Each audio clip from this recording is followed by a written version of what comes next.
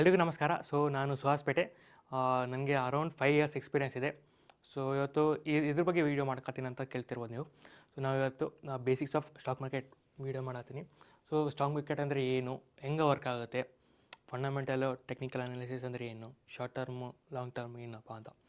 So ಇದೆಲ್ಲ purely Kannada ಇರುತ್ತೆ. So video start ಮಾಡೋಣ, ಟೈಮ್ ವೇಸ್ಟ್ ಮಾಡಲಾರ್ದೆ.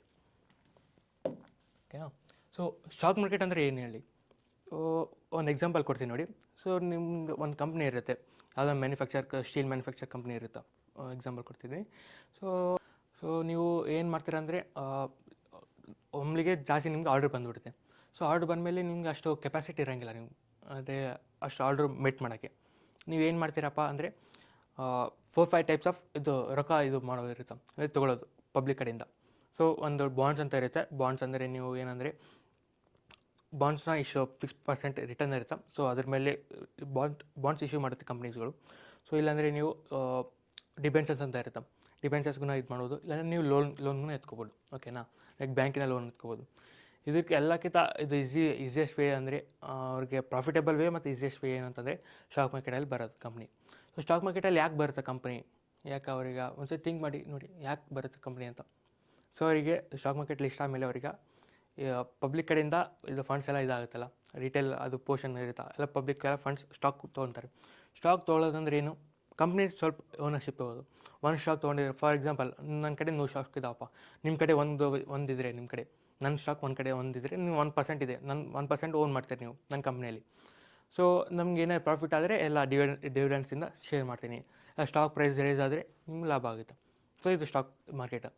ಯಾಕಂದರೆ ಇದು ಸ್ಟಾಕ್ ಮಾರ್ಕೆಟ್ ಬೇಸಿಕ್ಸ್ ರೂಲ್ ಇದು. ಓಕೆನಾ. ಆಮೇಲೆ ಕಂಪ್ನಿದು ಯಾಕೆ ಬರುತ್ತೆ, ಮೇನ್ ರೀಸನ್ ಅಂದರೆ ಅವ್ರ ವ್ಯಾಲ್ಯೂಯೇಷನು 10x ಇನ್ಕ್ರೀಸ್ ಆಗುತ್ತೆ ನೋಡಿ. ಈಗ ಯಾವ ಕಂಪ್ನಿದು ವ್ಯಾಲ್ಯೂಯೇಷನ್ನು ಅರೌಂಡ್ ₹100 ಇದ್ದರೆ, ಸ್ಟಾಕ್ ಮಾರ್ಕೆಟ್ ಬಂದಮೇಲೆ ಅದು ₹1000 ಆಗುತ್ತೆ. ಯಾಕಂದರೆ ಸ್ಟಾಕ್ ಮಾರ್ಕೆಟ್ ಹಂಗೆ ವರ್ಕ್ ಆಗೋದು ಇದರಲ್ಲಿ. ಸೊ ಕಂಪ್ನೀಸ್ ವ್ಯಾಲ್ಯೂಸ್ಗಳನ್ನ ಜಾಸ್ತಿ ಕೊಡ್ತಾರೆ. ಈಗ ನೋಡ್ತಿರ್ಬೋದು ಎಲ್ಲ ಪಿ ರೇಷಿಯೋ, ಅದೇ ವ್ಯಾಲ್ಯೂಯೇಷನ್ ಕ್ರೈಟೇರಿಯಾ ಅದು. ಓಕೆನಾ. ಇದೆಲ್ಲ ಸ್ಟಾಕ್ ಮಾರ್ಕೆಟ್ ಬೇಸಿಕ್ಸ್. ಈಗ ನೋಡೋಣ ಫಂಡಮೆಂಟಲ್ ಅನಾಲಿಸಿಸ್ ಹೆಂಗೆ ಮಾಡೋದು, ಟೆಕ್ನಿಕಲ್ ಅನಾಲಿಸಿಸ್ ಅಂದರೆ ಏನು, ಓವರ್ವ್ಯೂ ನೋಡೋಣ ಅಷ್ಟೇ. ಯಾವ ವೆಬ್ಸೈಟ್ ಯೂಸ್ ಮಾಡೋದು ಎಲ್ಲ ಅಂತ. ನಾವು ಸ್ಕ್ರೀನರ್ ವೆಬ್ಸೈಟ್ ಯೂಸ್ ಮಾಡ್ತಿದ್ದೀನಿ. ಸ್ಕ್ರೀನರ್ ಅದು ನೀವು ಕೇಳಿರ್ಬೋದು, ಫಂಡಮೆಂಟಲ್ ಅನಾಲಿಸಿಸ್. ಸೊ ಇದು ಸ್ಕ್ರೀನರ್ ವೆಬ್ಸೈಟು. ಇದರಲ್ಲಿ ನೋಡ್ತಿರ್ಬೋದಪ್ಪ, ಏನಪ್ಪ ಇದು ಕಂಪ್ನಿ ನೇಮ್ ನೋಡಿ. ಈ ಕಂಪ್ನಿ ನೇಮು, ಇದು ಪ್ರೈಸ್ ಇದೆ ನೋಡಿ, ಪ್ರೈಸು. ಸೊ ಅದರದ್ದು ಸಿಂಬಲು. ಇದರಲ್ಲಿ ನೀವು ಏನೇನಪ್ಪ ಮೇನ್ ಏನು ಬೇಕಂತಂದರೆ ನಿಮಗೆ ಮಾರ್ಕೆಟ್ ಕ್ಯಾಪಿಟಲೈಸೇಷನ್ ನೋಡಿ, ಇದು ಪ್ರೈಸ್ ನೋಡಿ, ಕರೆಂಟ್ ಪ್ರೈಸು. ಸೊ ಇದೆಲ್ಲ ಅನಾಲಿಸಿಸ್, ಫಂಡಮೆಂಟಲ್ ಅನಾಲಿಸಿಸ್ ಮಾಡೋಕ್ಕೆ. ಇದು ರಿಲಯನ್ಸ್ ಇಂಡಸ್ಟ್ರೀಸ್ ಕಂಪ್ನಿ ತೊಗೊಂಡು ನಾನು, ಯಾವ ರೆಕಮೆಂಡೇಷನ್ ಅಲ್ಲ, ಸುಮ್ಮನೆ ಜಾಮ್ನಗರ್ ಇದು ಎಕ್ಸ್ಪೆನ್ಷನ್ ಏನಾರು ಇದ್ದರೆ, ಬಿಸ್ನೆಸ್ಸು, ಡಿವಿಡೆಂಡ್ಸು, ಯಾರನ್ನ CFO CEO ಯಾರು ಬಿಟ್ಟು ಹೋದರೆ ಅದೆಲ್ಲ ಇರುತ್ತೆ ಇದರಲ್ಲಿ. ಅರ್ನಿಂಗ್ ಪವರ್ಸ್ ಇದೆಲ್ಲ ಚಾರ್ಟ್ ಇರುತ್ತೆ ನೋಡಿ. ಚಾರ್ಟ್ 1 ಇಯರ್ಗೆ ಎಷ್ಟು % ರಿಟರ್ನ್ ಅಂತ ನೋಡಿ. ಸ್ಟಾಕ್ ಪ್ರೈಸು 26 ಅಕ್ಟೋಬರ್ 2023 2226 ಇತ್ತು ಪ್ರೈಸು. ಇವಾಗ ನೋಡಿ ಎಷ್ಟಾಗಿದೆ, 29. ಸೊ ಆಬ್ವಿಯಸ್ಲಿ ಇನ್ವೆಸ್ಟರ್ಸಿಗೆ ಲಾಭ ಆಗೇ ಇರುತ್ತೆ. ಇದು ಪ್ರೋಸ್ ಆ್ಯಂಡ್ ಕಾನ್ಸ್ ಅಂತ ನೋಡ್ಬೋದು.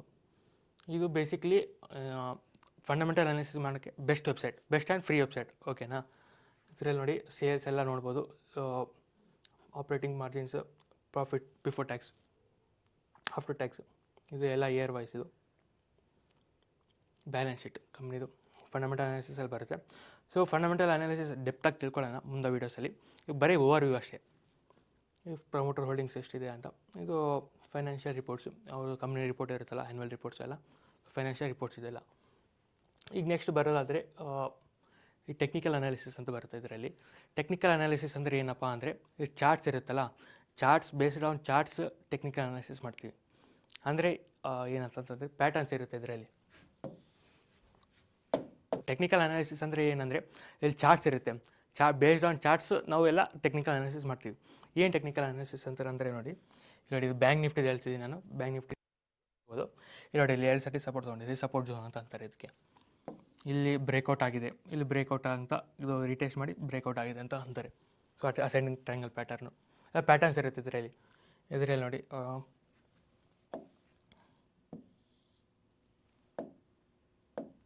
ಟ್ರೆಂಡ್ ಲೈನ್ ಅಂತಂತಾರೆ ಇದಕ್ಕೆ.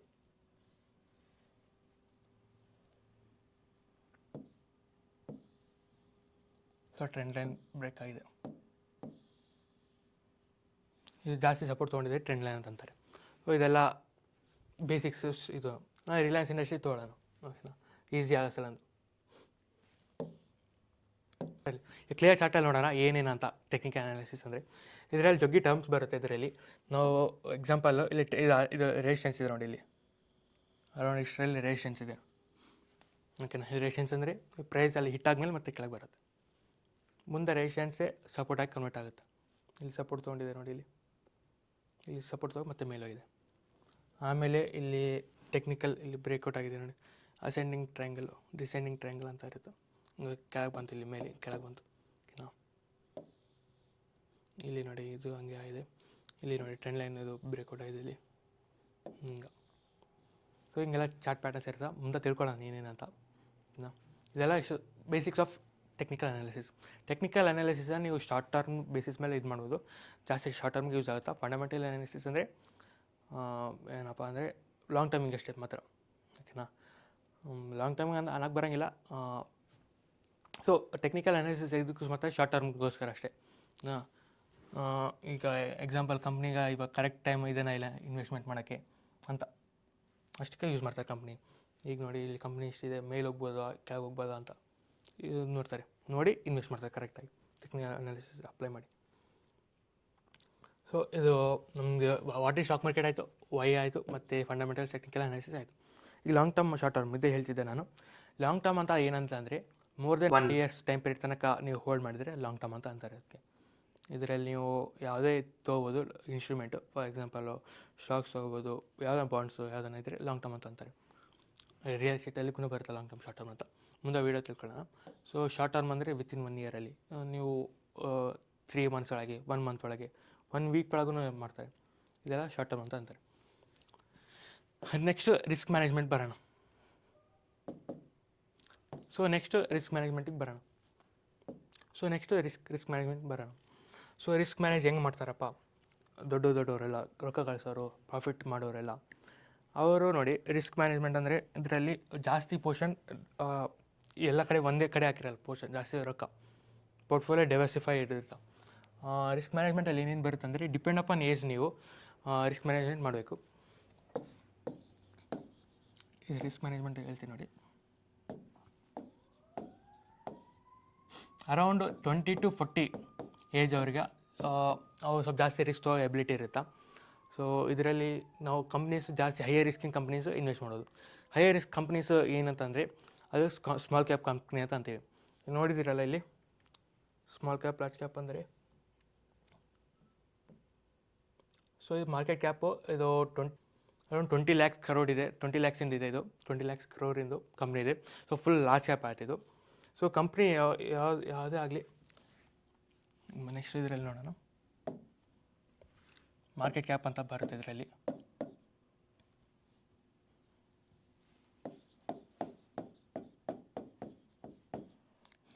$5,000 to 10,000 ಇದರಲ್ಲಿ ರೇಂಜಲ್ಲಿ ಬರೋದಿದ್ರೆ ಅದು ಕಂಪ್ನೀಸ್ ಎಲ್ಲ ಸ್ಮಾಲ್ ಕ್ಯಾಪ್ ಆಗುತ್ತೆ. 10 to 20 ಇದೆಲ್ಲ ಸ್ಮಾಲ್ ಕ್ಯಾಪ್ ಅಂತ ಅಂತಾರೆ. ಇದೇ ಥರ ನಾವು 10 to 50 ಇದರಲ್ಲಿ ಅಂದರೆ 50K ಇದರಲ್ಲಿ ಅಂದರೆ ಮಿಡ್ ಕ್ಯಾಪ್ ಅಂತಂತಾರೆ, ಮಿಡ್ ಕ್ಯಾಪ್ ಕಂಪ್ನೀಸ್ ಅಂತಂತಾರೆ. More than 50K CR company ಇದ್ದರೆ ಲಾರ್ಜ್ ಕ್ಯಾಪ್ ಅಂತಂತಾರೆ. ಸೊ ಸ್ಮಾಲ್ ಕ್ಯಾಪ್ ಕಂಪ್ನಿಯಲ್ಲಿ ಇವರು ಸ್ವಲ್ಪ ಜಾಸ್ತಿ ಇನ್ವೆಸ್ಟ್ ಮಾಡ್ತಾರೆ 20 to 40 years. ಯಾಕಂದರೆ ಸ್ಮಾಲ್ ಕ್ಯಾಪು ಮೊದಲು ಮಿಡ್ ಕ್ಯಾಪ್ ಆಗಬೇಕದು, ಮಿಡ್ ಕ್ಯಾಪ್ ಆದಮೇಲೆ ಮತ್ತೆ ಲಾರ್ಜ್ ಕ್ಯಾಪ್ ಆಗುತ್ತೆ. ಸ್ವಲ್ಪ ಪೊಟೆನ್ಷಿಯಲ್ ಜಾಸ್ತಿ ಇರುತ್ತೆ ರಿಟರ್ನ್ಸ್ ಮಾಡೋಕ್ಕೆ. ಸೊ ಇವರು ಸ್ವಲ್ಪ ಜಾಸ್ತಿ ಎಬಿಲಿಟಿ ಜಾಸ್ತಿ ಇರುತ್ತೆ, ರಿಸ್ಕ್ ಟೇಕಿಂಗ್ ಎಬಿಲಿಟಿ ಸ್ವಲ್ಪ ಜಾಸ್ತಿ ಇರುತ್ತೆ ಇವರಿಗೆ. 40 to 50 ಏಜ್ ಅವರು ಜಾಸ್ತಿ ಮೀಡಿಯಮ್ ರಿಸ್ಕ್ ತೊಗೊತಾರೆ ಇವರು. ಸೊ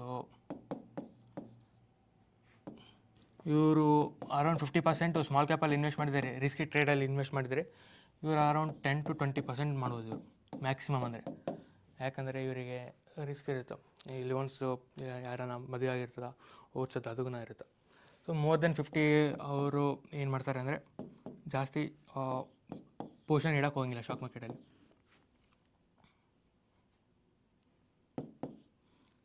ರಿಸ್ಕ್ ಅವ್ರಿಗೆ ಬೇಕಾಗಿಲ್ಲ, ಯಾಕಂದರೆ ಅವ್ರು ರಿಟೈರ್ಡ್ ಆಗ್ತಿರ್ತಾರಲ್ಲ, ರಿಸ್ಕ್ ಯಾರು ತೊಗೊಕ್ಕೆ ಹೋಗಂಗಿಲ್ಲ. ಅವರು ಬಾಂಡ್ಸ್ ಮೇಲೆ ಇನ್ವೆಸ್ಟ್ ಮಾಡ್ತಾರೆ ಮತ್ತು ಡಿಬೆಂಚರ್ಸ್ ಇಲ್ಲ ಡೆಪ್ಟ್ ಮೇಲೆ ಇನ್ವೆಸ್ಟ್ ಮಾಡ್ತಾರೆ. ಮ್ಯಾಕ್ಸಿಮಮ್ ಟು ಮ್ಯಾಕ್ಸಿಮಮ್ 1-5% ಇನ್ವೆಸ್ಟ್ ಮಾಡೋದಪ್ಪ ಇವರು ಸ್ಟಾಕ್ ಮಾರ್ಕೆಟಲ್ಲಿ ಅಂದರೆ. ಅದು ಸುಮ್ಮನೆ ಸ್ಮಾಲ್ ಪೋರ್ಟ್ಫೋಲಿಯೋ ಅದು ಅಷ್ಟೇ. ರಿಜಿಸ್ಟರ್ ಆಗಿರೋದು ನಮ್ಮದು ಏನಂದರೆ ರಿಸ್ಕ್ ಮ್ಯಾನೇಜ್ಮೆಂಟ್ ಕಂಪ್ನಿ ಇದೆಲ್ಲ. ರಿಸ್ಕ್ ಮ್ಯಾನೇಜ್ಮೆಂಟ್ ಹೆಂಗೆ ಮ್ಯಾನೇಜ್ ಮಾಡೋಕ್ಕಂತ. ಈಗ ಟೈಪ್ಸ್ ಆಫ್ ಇನ್ವೆಸ್ಟ್ಮೆಂಟಿಗೆ ಬರೋಣ. ಟೈಪ್ಸ್ ಆಫ್ ಇನ್ವೆಸ್ಟ್ಮೆಂಟ್ ಅಂದರೆ ಏನಂದರೆ ನಾವು ಪರ್ಟಿಕ್ಯುಲರ್ ಆಗಿ ಇಕ್ವಿಟಿ ಬೇಸ್ಡ್ ಮಾಡೋಣ. ಈಗ ತಿಳ್ಕೊಳ್ಳೋಣ. Equity based type of investing ಅಂತಂದರೆ ಇದರಲ್ಲಿ ವೇರಿಯಸ್ ಟೈಪ್ಸ್ ಇರುತ್ತೆ. ಹೇಳ್ತೀನಿ ನೋಡಿ ಇದರಲ್ಲಿ. ಸೊ ನೀವು ಡೈರೆಕ್ಟ್ ಏನು ಮಾಡ್ಬೋದಪ್ಪ ಅಂದರೆ ನೀವು ಡೈರೆಕ್ಟ್ ಸ್ಟಾಕ್ಸಲ್ಲಿ ಇನ್ವೆಸ್ಟ್ ಮಾಡೋದು. ನೀವು ಫಸ್ಟ್ ಆಪ್ಷನ್ ಇದೆ. ಸೆಕೆಂಡ್ ಆಪ್ಷನ್ ಏನಿದೆ ಅಂದರೆ ಸೆಕೆಂಡ್ ಆಪ್ಷನ್ ETF ಇದೆ. ETF ಅಂತಂದರೆ ಎಕ್ಸ್ಚೇಂಜ್ ಟ್ರೇಡೆಡ್ ಫಂಡ್ಸ್, ಮುಂದೆ ಹೇಳ್ತೀನಿ ವೀಡಿಯೋದಲ್ಲಿ. ಇಲ್ಲಾಂದರೆ ಮ್ಯೂಚುವಲ್ ಫಂಡು ನೀವೆಲ್ಲ ಪಾಪ್ಯುಲರಾಗಿ ಮಾಡ್ತಿರ್ಬೋದು, SIP ಟೈಪ್. ಸೊ ಇದು ಇಷ್ಟು ಈ ಟೈಪ್ಸ್ ಆಫ್ ಇನ್ವೆಸ್ಟ್ಮೆಂಟ್ಸ್ ಇದು. ಓಕೆನಾ. ಇದು ಬರೀ ಇಕ್ವಿಟಿ ಬೇಸ್ಡ್. ಇದು ಡಿಪೆಂಡ್ ಅಪಾನ್ ಇದು ಬಾಂಡ್ಸ್ಗೂ ಟೈಪ್ಸ್ ಆಫ್ ಇನ್ವೆಸ್ಟ್ಮೆಂಟ್ ಬೇರೆ ಇರುತ್ತೆ.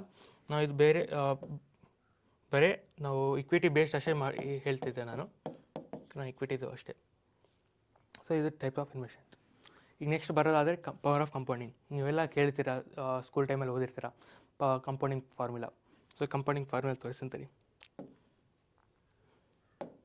ಸೊ ಇದು ಪವರ್ ಇದೆ ಅಲ್ಲ, ಪವರ್ ನಿಮ್ಗೆ ಗೊತ್ತಿರ್ಬೋದು ಎಷ್ಟು ಇದೆ ಅಂತ. ಪವರ್ ಆಫ್ T ಇದೆ ಇಲ್ಲಿ, ಟೈಮ್ ಪೀರಿಯಡ್. ಸೊ ಎಷ್ಟು ಟೈಮ್ ಪೀರಿಯಡ್ ತನಕ ಇನ್ವೆಸ್ಟ್ ಮಾಡ್ತೀರಿ ಪವರ್ ಆಫ್ ಕಂಪೌಂಡಿಂಗ್ ಅಷ್ಟು ವರ್ಕ್ ಆಗುತ್ತೆ.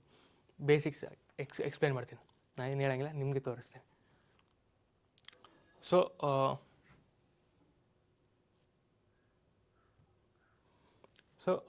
ಬೇಸಿಕ್ಸಾಗಿ ಎಕ್ಸ್ಪ್ಲೇನ್ ಮಾಡ್ತೀನಿ ನೋಡಿ. ಸೊ ನೀವು ಅರೌಂಡ್ 1000 ಇನ್ವೆಸ್ಟ್ ಮಾಡ್ತೀರ ಅಂತ ಅಂದ್ಕೊರಿ. ನೀವು ಡಿಪೆಂಡ್ ಅಪಾನ್ ನೀವು ಕ್ಯಾಲ್ಕುಲೇಟ್ರ್ ಮಾಡ್ಬೋದು. ನೀವು ಗ್ರೋ ಅದ ಇದೆ ನೋಡಿ, SIP ಕ್ಯಾಲ್ಕುಲೇಟರ್ ಅಂತ ಹೊಡೀರಿ, ನೀವು ಕ್ಯಾಲ್ಕುಲೇಟ್ ಮಾಡೋದು ನಿಮ್ಗೆ ಡಿಪೆಂಡ್ ಅಪಾನ್ ನೀವು ಇನ್ವೆಸ್ಟ್ಮೆಂಟ್ ಹಿಂಗೆ ಮಾಡ್ತೀರಂತ. ಸೊ ಮಂತ್ಲಿ ಇನ್ವೆಸ್ಟ್ಮೆಂಟ್ ನಾನು 1000 ಅಂತ ಹೇಳ್ಕೊಳ್ತೀನಿ. ಸೊ ಎಕ್ಸ್ಪೆಕ್ಟೆಡ್ ರಿಟರ್ನ್ಸು, ಆ್ಯನ್ಯುವಲೈಸ್ ರಿಟರ್ನ್ಸು ಇವಾಗ ತನಕ 1996 to 2024 ತನಕ 12-17% ಇದೆ. Nifty 50 ಇದೆ ರಿಟರ್ನ್ಸು. ಸೊ ನಾನು ಮಿನಿಮಮ್ ಅಂದ್ಕೊಳ್ತೀನಿ 12%. ಟೈಮ್ ಪೀರಿಯಡ್ ನೋಡಿ, ನಾನು 1 ವರ್ಷ ಅಷ್ಟೇ ಇಡ್ತೀನಪ್ಪ.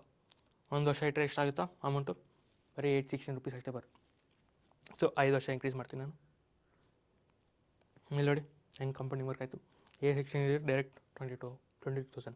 ಸೊ ಇನ್ನು ಮುಂದೆ ನೋಡಿ ಇಲ್ಲಿ ಇವಾಗ ಕಂಪನಿ ಎಫೆಕ್ಟ್ ಚಾಲು ಆಗೋದು, ಜಸ್ಟ್ ಸ್ಟಾರ್ಟ್ ಆಗೋದು. ಇವಾಗ ನೋಡಿ ನೀವು ಎಷ್ಟು ಇನ್ವೆಸ್ಟ್ ಮಾಡಿರ್ತೀರ ಫುಲ್ ಅಮೌಂಟ್ ಬಂದೇ ಬಿಡುತ್ತೆ ವಾಪಸ್. 1.2 lakhs ಇನ್ವೆಸ್ಟ್ ಮಾಡಿದ್ದೀರಿ ನೀವು, ಅರೌಂಡ್ ಅಷ್ಟೇ ಬಂದುಬಿಟ್ಟಿದೆ ಎಸ್ಟಿಮೇಟೆಡ್ ರಿಟರ್ನ್ಸ್. ನಾನು ಬರೀ ಇಷ್ಟು ಎಕ್ಸ್ಪೆಕ್ಟೆಡ್ ರಿಟರ್ನ್ಸ್ 12% ಅಷ್ಟೇ ಇಟ್ಕೊಂಡು ನಾನು. ಇದು ಜಾಸ್ತಿ ಮಾಡ್ಬೋದು ನೀವು, 15%, 17% ನೋಡಿ. ಎಷ್ಟು ಡಿಪೆಂಡ್ ಅಪಾನ್ ಇನ್ವೆಸ್ಟ್ಮೆಂಟ್ಸು ರಿಸ್ಕ್ ಹೆಂಗೆ ಇರುತ್ತೋ ನೀವು ಇನ್ವೆಸ್ಟ್ ಮಾಡ್ಕೊಂಡು ಹೋದರೆ ಕರೆಕ್ಟು ಗೊತ್ತಾಗುತ್ತೆ ನಿಮಗೆ. ಓಕೆನಾ. ಈಗ ನೆಕ್ಸ್ಟು 15 years ನೋಡೋಣ. ಈಗ ನೋಡಿ ಆಲ್ಮೋಸ್ಟ್ ಡಬಲ್ 20 years.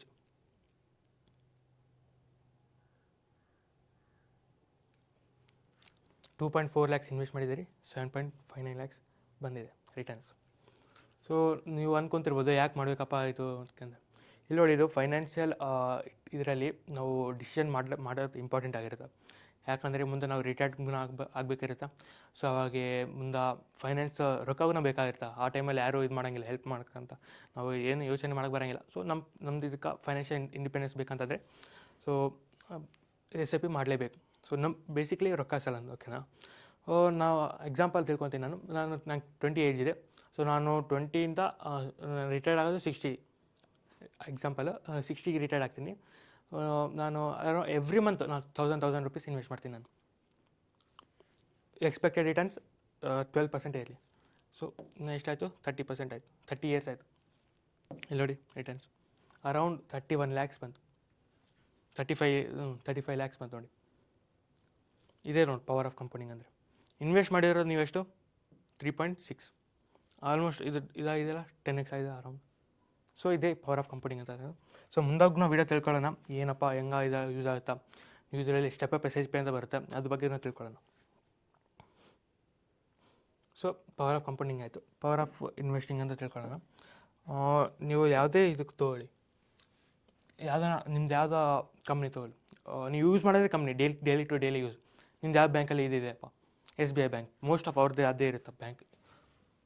ಸ್ಟಾಕ್ ನೋಡಿ, ಅದರ ಸ್ಟಾಕ್ ಎವರೇಜ್ 1 year ರಿಟರ್ನ್ ನೋಡಿ 45%. Average 5 year returns 200%.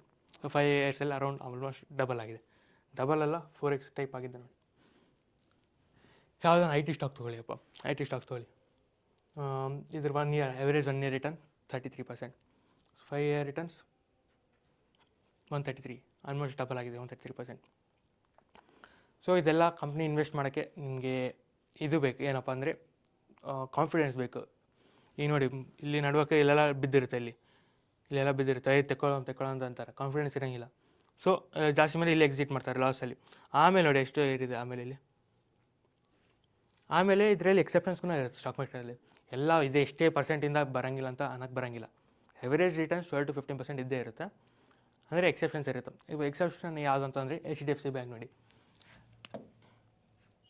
Last 1 year ಅಲ್ಲಿ ಏನು ರಿಟರ್ನ್ ಕೊಟ್ಟೇ ಇಲ್ಲ, ಅರೌಂಡ್ 3% ಅಷ್ಟೇ ಕೊಟ್ಟಿದೆ ರಿಟರ್ನ್ಸಲ್ಲಿ, ಏನೂ ಇಲ್ಲ ಇದರಲ್ಲಿ ರಿಟರ್ನ್ಸ್. 5 ಇಯರ್ಸ್ ರಿಟರ್ನ್ ನೋಡೋಣ, ಬರೀ 50% ಅಷ್ಟೇ ರಿಟರ್ನ್ ಕೊಟ್ಟಿದೆ, ಅದೂ ಇಲ್ಲೇ ಸ್ವಲ್ಪ ರ್ಯಾಲಿ ಆಗಿದೆ ಇಲ್ಲಿ. ಸೊ ಇಲ್ಲಾಂದರೆ HDFC ಬ್ಯಾಂಕು ಅಷ್ಟೇನು ಪರ್ಫಾರ್ಮ್ ಮಾಡಬಾರ್ದು. ಕೇಳ್ಬೋದು ಯಾಕಪ್ಪ ಇದು ಆಗಿಲ್ಲ, ಪರ್ಫಾರ್ಮ್ ಮಾಡಿಲ್ಲ ಅಂತಂದರೆ ಅದು ರೀಸನ್ ಬಿಹೈಂಡ್ ಇದೆ ನೋಡಿ. ಎಲ್ಲರದ್ದು ಸೈಕಲ್ ಇರುತ್ತೆ, ಮಾರ್ಕೆಟ್ ಸೈಕಲ್ಸ್ ಇದರಲ್ಲಿ ಸ್ಟಾಕ್ ಮಾರ್ಕೆಟಲ್ಲಿ. ಡಿಫ್ರೆಂಟ್ ಟೈಪ್ ಆಫ್ ಅಂದರೆ ಕೊರೋನಾ ಟೈಮಲ್ಲಿ ನಾವು ಏನು ನೋಡಿದ್ದು ಅಂದರೆ ಕೆಮಿಕಲ್ ಸ್ಟಾಕ್ಸ್ಗಳೆಲ್ಲ ರೈಸ್ ಆಗ್ತಿದ್ದು, ಫಾರ್ಮಾ ಸ್ಟಾಕ್ಸ್ ಎಲ್ಲ ರೈಸ್ ಆಗ್ತಿದ್ದು. ಈಗ ಯಾವುದಿದೆ ರೈಲ್ವೆ ಸ್ಟಾಕ್ಸ್ಗಳು, ಡಿಫೆನ್ಸ್ ಸ್ಟಾಕ್ಸ್ಗಳು ರೈಸ್ ಆಗ್ತಿದೆ. ಎಲ್ಲ ಸೈಕಲ್ ಇರುತ್ತೆ. ಈಗ ಬ್ಯಾಂಕಿಂಗ್ ಸೆಕ್ಟರಿಗೆ ಸೈಕಲ್ ಇಲ್ಲ. ಇವಾಗ 2002 ಇಂದ ಹಂಗೆ ರ್ಯಾಲಿ ಆಗ್ತಿದೆ 2020 ತನಕ ಹಂಗೆ ರ್ಯಾಲಿ ಆಗಿದೆ ನೋಡಿ, ಅರೌಂಡ್ 20 ಇಯರ್ಸ್ ರ್ಯಾಲಿ. ಸೊ ಸ್ವಲ್ಪ ಕನ್ಸಾಲಿಡೇಟ್ ಆಗ್ತಿದೆ, ಇನ್ನೊಂದು ವರ್ಷ ಅಂತಿದ್ದಾರೆ, 1 ವರ್ಷ ಕನ್ಸಾಲಿಡೇಟ್ ಆಮೇಲೆ ಹೋಗ್ಬೋದು ಅಂತ. ಸೊ ರೇಟ್ಸ್ ಕಟ್ಸ್ ಆಮೇಲೆ ಹೋಗೋ ಚಾನ್ಸಸ್ ಮೇಲೆ ಇದೆ. ಸೊ ಇದೆಲ್ಲ ಆಗಿತ್ತು ಇಷ್ಟು ವೀಡಿಯೋದಲ್ಲಿ. ಇದೆಲ್ಲ ಪವರ್ ಆಫ್ ಕಾಂಪೌಂಡಿಂಗ್ ಆಯಿತು, ಪವರ್ ಆಫ್ ಇನ್ವೆಸ್ಟ್ಮೆಂಟ್ ಆಯಿತು. ನೀವು ಇದರಲ್ಲಿ ಯಾವುದೇ ಪೆನ್ನಿ ಸ್ಟಾಕ್ಸ್ ಮೇಲೆ ಇದೆಲ್ಲ ಮಾಡೋಕ್ಕೆ ಹೋಗಬೇಡಿ, ಓಕೆನಾ? ಯಾಕಂದರೆ ಅದರಲ್ಲಿ ಪಂಪ್ ಆ್ಯಂಡ್ ಡಂಪ್ ಇರ್ತದೆ. ಅದೇ ಒಂದೇ ದಿನದಲ್ಲಿ 10%, 50%, 1 ವೀಕಲ್ಲಿ 100% ಅಂತಂದರೆ ಮತ್ತೆ ಡಂಪ್ ಆಗೇ ಆಗುತ್ತೆ. ಸೊ ಅಂಥವೆಲ್ಲ ಇದು ಕರೆಕ್ಟ್ ಅನಾಲಿಸಿಸ್ ಮಾಡಿ ಕರೆಕ್ಟ್ ಕಂಪ್ನಿ ತಿಳ್ಕೊಳ್ಳಿ. ಮುಂದೆ ವೀಡಿಯೋ ಮಾಡ್ತೀನಿ ಹೆಂಗೆ ಅನಾಲಿಸಿಸ್ ಮಾಡೋಕ್ಕಂತ, ಟೆಕ್ನಿಕಲ್ ಅನಾಲಿಸಿಸು ಎಲ್ಲ ಕಲಿಯೋಣ. ಸೊ ಇದು ನೀವು ಒಂದು ಕೆಲಸ ಏನು ಮಾಡೋಕ್ಕಂತ ನೀವು ನಿಮ್ದು ಯಾರು ಫ್ರೆಂಡ್ಸ್ ಇರ್ತಾರೋ, ಕಾಲೇಜ್ ಫ್ರೆಂಡ್ಸು, ಯಾವುದಾನ ರೀಲ್ಸ್ ಶೇರ್ ಮಾಡೋದು, ಈ ವಿಡಿಯೋ ಶೇರ್ ಮಾಡಿ. ನಿಮಗೂ ಹೆಲ್ಪ್ ಆಗುತ್ತೆ, ನಿಮ್ಮ ಫ್ರೆಂಡ್ಸ್ಗೂ ಹೆಲ್ಪ್ ಆಗುತ್ತೆ. ಮತ್ತು ಇಷ್ಟ ಆಗಿದೆ ಇವತ್ತಿನ ವೀಡಿಯೋ. ಮತ್ತು ನೆಕ್ಸ್ಟ್ ವೀಡಿಯೋ ಸಿಗೋಣ. ನಿಮ್ಗೆ ಯಾವ ಟೈಪ್ ವೀಡಿಯೋ ಬೇಕಂತ ಇದು ಮಾಡಿ. ಸ್ಟಾಕ್ ಬ್ರೋಕಿಂಗ್ ಆ್ಯಪ್ ನಿಮ್ಮ ಕಡೆ ಇಲ್ಲ ಅಂತಂದರೆ ಡಿಸ್ಕ್ರಿಪ್ಷನಲ್ಲಿ ಇರುತ್ತೆ. ಸೊ ಲಿಂಕ್ ಕ್ಲಿಕ್ ಮಾಡಿ ನೀವು ಇದು ಮಾಡ್ಬೋದು, ಆಕ್ಸೆಸ್ ಮಾಡ್ಬೋದು. ಯಾವುದನ್ನ ಸಿರೋದಾ ಇದೆ, ಮತ್ತು ಏಂಜಲ್ ಇದೆ, ಧನ್ ಇದೆ. So different type of brokers ಇದೆ. ಯಾವುದಾನ ಲಿಂಕಿಂದ ನೀವು ಇದು ಮಾಡ್ಬೋದು.